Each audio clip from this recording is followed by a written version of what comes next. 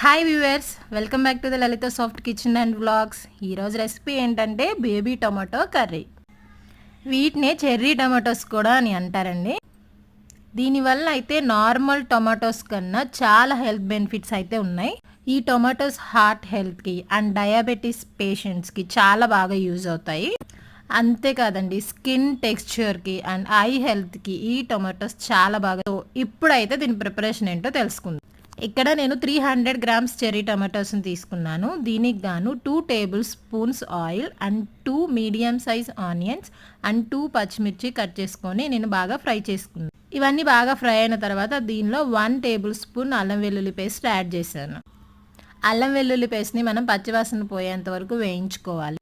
దీనిలోనే 1/2 table spoon పసుపు, 1 table spoon salt add చేసుకున్నాను. వీటిలో చెర్రీ టమాటోస్ని నేను డైరెక్ట్గా యాడ్ చేసేసాను. యాడ్ చేసిన 5 మినిట్స్కి టెక్స్చర్ అయితే ఇలా ఉంది. ఇక్కడ నేను దీన్ని బాగా మిక్స్ చేసుకుంటున్నాను. దీనిలోనే 1/2 గ్లాస్ వాటర్ యాడ్ చేసుకున్నానండి. మన గ్రేవీ కావాలనుకుంటే వాటర్ యాడ్ చేసుకోవాలి, లేకపోతే స్కిప్ చేసుకో. దీనిలో 1/2 table spoon garam masala add చేసుకున్నాను.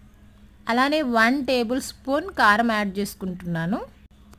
లాస్ట్లో కొత్తిమీర, పుదీనా, కరివేపాకు వేసి గార్నిష్ చేసుకున్నాను. Thanks for watching.